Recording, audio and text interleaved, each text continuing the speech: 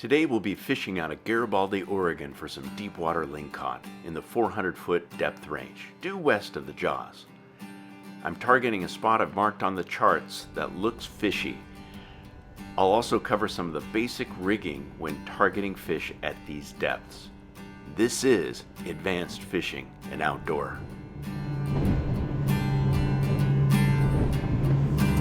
Just want to do this bar crossing. A pretty easy crossing though. Flat as can be.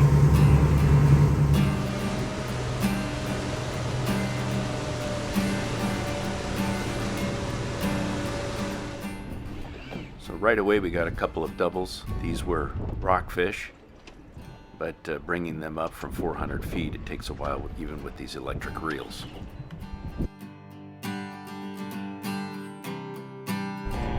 The Tillamook Bay bar is currently unrestricted due to the interior condition of the Tillamook jetty. Vessel operators are reminded to expect proximity to submerged portions of the jetty. Current conditions on the Tillamook Bay bar are as follows. All areas 2 to 4 foot. Winds are light and variable. Visibility is unlimited. Station Tillamook Bay out.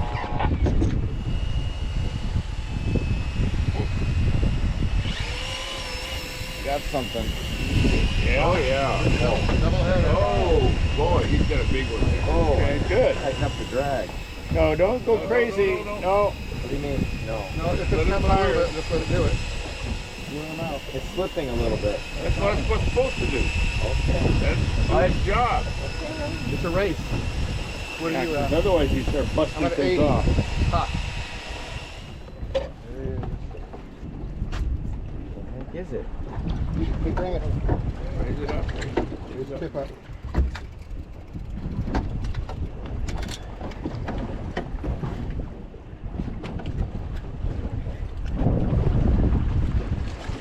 Oh, careful with the hook. Acting like a ling.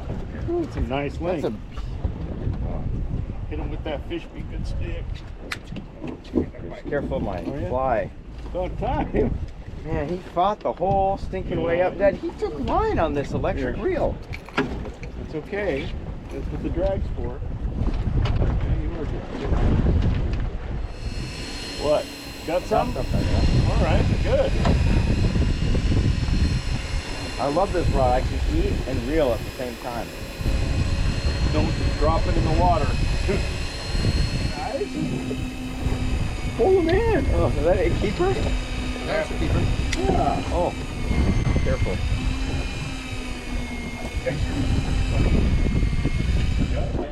Wraps around.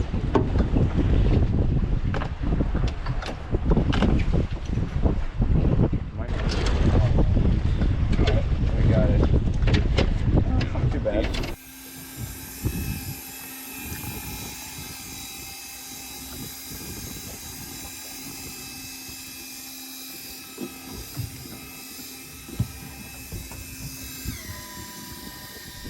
Hard to get them when you gotta use the force of the water. You gotta let your head above the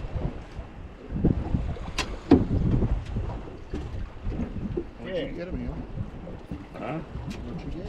Oh, that's a keeper.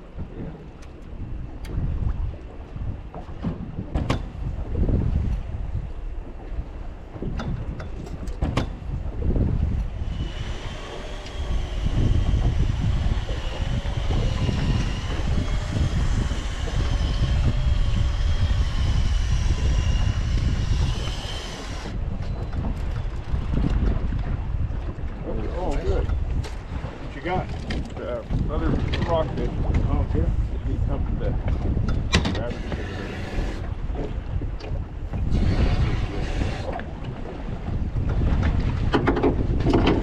Oh yeah, that's a nice one. Got it on the fly. Nice.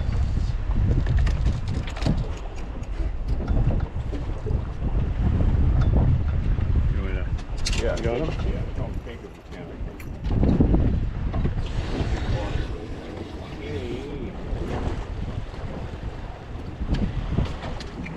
That's a nice size.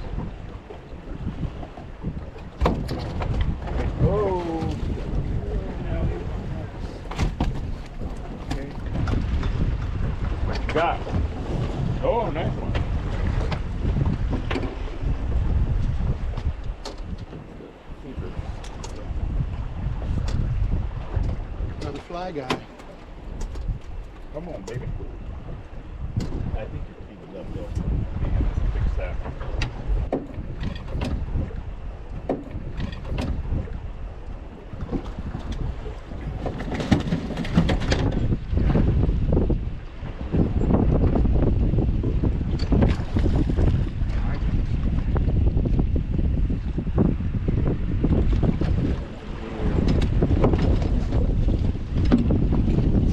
What we could do about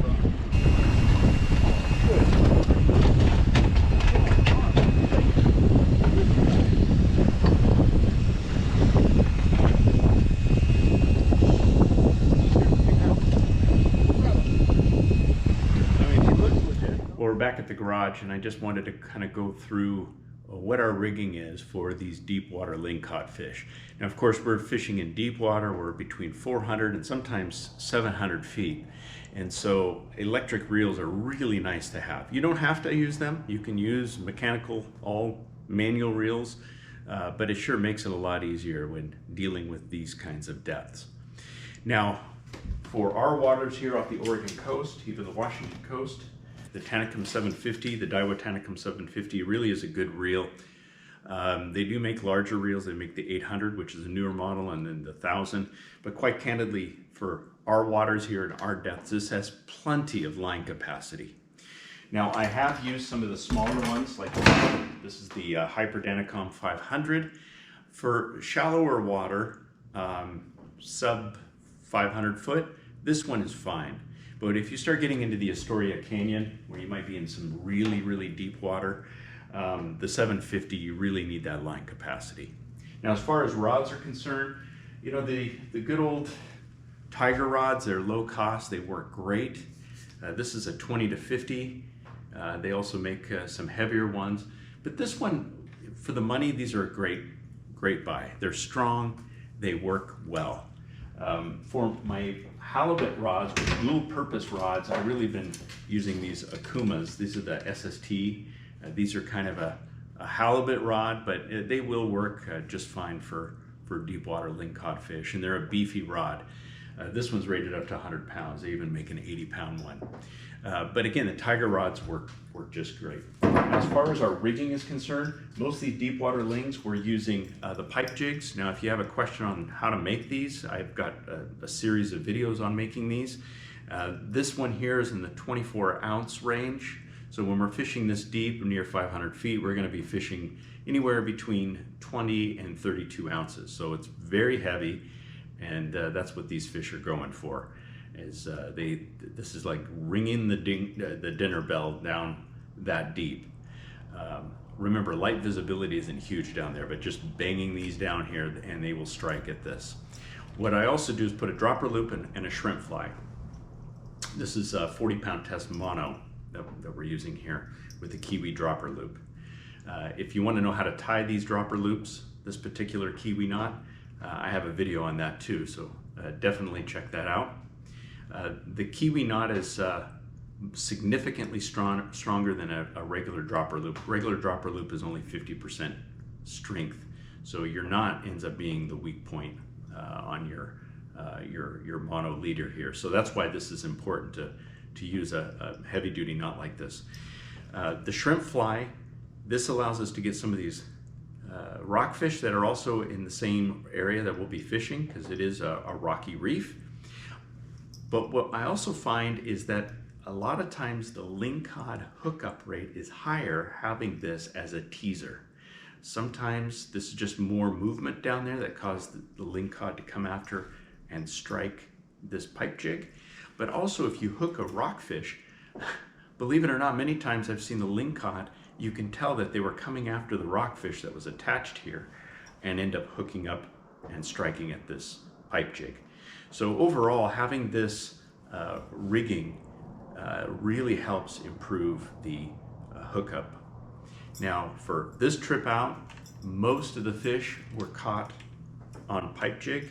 Some were on bait, but this is what caught the majority of lingcod. And this is what we traditionally use in our deep water fishing.